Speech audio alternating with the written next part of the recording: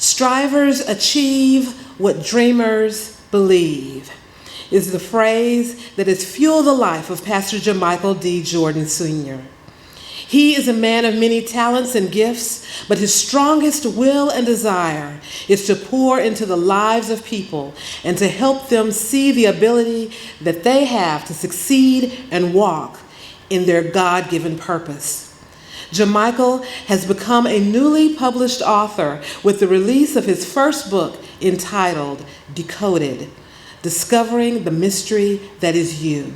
Help me to welcome Pastor JaMichael D. Jordan Sr.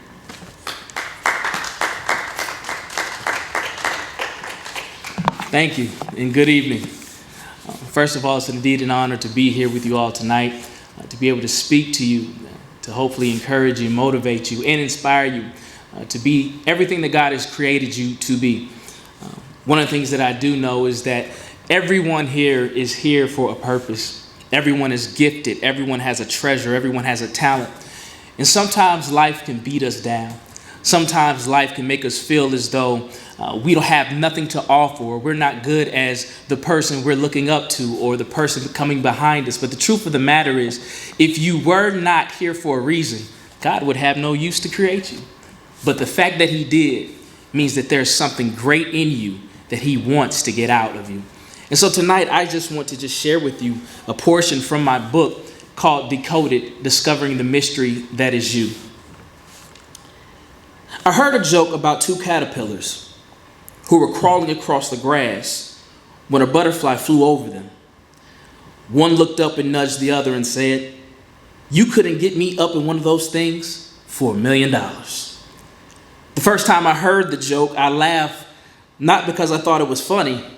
In fact, I thought it was the lamest joke I had ever heard. It took me at least 15 seconds to figure out where the punchline was. Needless to say, I never found it. The only thing I could think about after hearing the joke was how ridiculous this caterpillar was to spend its entire life crawling on its stomach, then to one day look up and spot a beautiful butterfly flying in the air, wings covered, endowed with amazing colors and unique designs. And instead of being inspired by what it saw and what it had the potential to be, the caterpillar chose to see fear and resist its own natural evolution. I eventually realized that the joke wasn't about the caterpillar. No, the joke was about me. It was actually an accurate depiction of where my life was at the time, and was also the reality for many others, perhaps even you. It's the reality that says while the butterfly may be able to fly and that butterfly may be beautiful and unique, what's so special about me? I mean, I had some gifts and some talents, but in my opinion, they were not half as good as those I saw flying above me. There was no way I could see myself going from a place of crawling to flying. I had no place to laugh or judge that poor caterpillar. While on the surface, it seems silly to think that a caterpillar could deny what we know is its inevitable fate, I took for granted that it might be possible that not even the caterpillar knew what it had the potential to become, just like some of us. So how can we judge the poor caterpillar? I mean, who's to say what caused this caterpillar to adopt its "I can't" belief system? Who's to know what this caterpillar had experienced in the past that caused it to believe that making small gains by inching and crawling on the ground was good enough, and had that remaining on the ground was safer than growing wings and soaring across the sky? You see, what you believe matters. Our ability to achieve greatness is directly connected to how we think. It has been said that whatever you believe becomes your reality. Even the Bible tells us, as a man thinketh in his heart, so is he. When I first heard this verse as a child, I was confused because I never understood how a man could think with his heart. However, as I matured, I grew to understand that the Bible was not referring to the anatomic heart of the man, because the heart is only made up of flesh and it can only pump blood. But the Bible was referring to the spiritual heart of man. The Bible was referring to the inner mind of man. Therefore, as a man thinketh in his mind, so shall he be. This is because our thoughts and belief systems give birth to actions, and actions produce results, both good and bad. I have seen so many talented and gifted people forfeit great opportunities simply because they didn't believe in themselves, or they struggled to see past the stigmas that others had placed on them. In essence, they were willing to accept a false truth about themselves and their circumstances. No matter what life serves you, never accept the lie that you can't be or you can't achieve what you desire in your heart as your truth.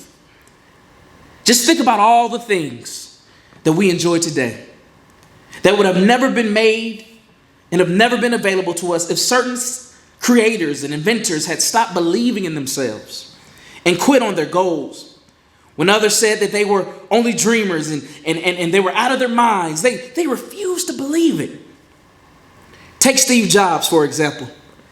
He was once fired from the board of his own company early on in his career for being too extreme, too out of the box, too passionate about his dreams. I'm sure being fired from a company that you helped build was a hard pill to swallow. Most people probably would have quit after an embarrassing experience like that, but Jobs had a passionate dream that he refused to give up on. Not only did he eventually get this job back, but when he did, he changed the world of business and music as we know it by creating the first iPod and the first iPhone.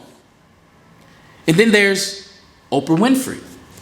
She was fired from her first job as a news anchor. She was told that she got too emotional and involved with her stories and basically wasn't professional enough, or did she have the look for the job?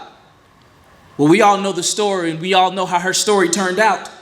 Not only did Oprah make it into television, but she also became the first African-American female to host of a nationally syndicated television show.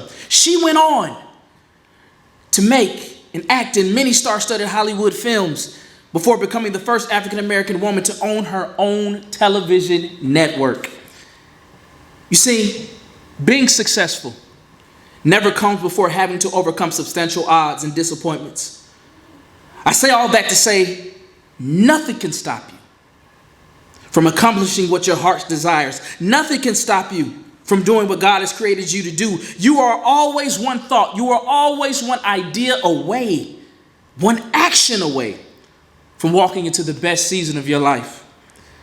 God has gifted you with a special gift, and He's gifting you with many talents that can change the course of history, that can change the course of destiny for you.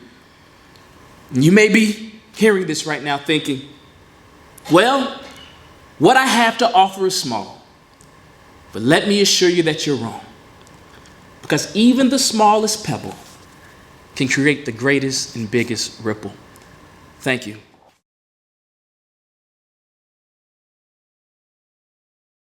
If you enjoyed that, you can definitely purchase this book by visiting my website, www.JaMichaelDJordan.com, or you can follow me on my social media sites on Instagram, JaMichael D. Jordan, or you can follow me on Facebook at JaMichael D. Jordan. Thank you so much for your time.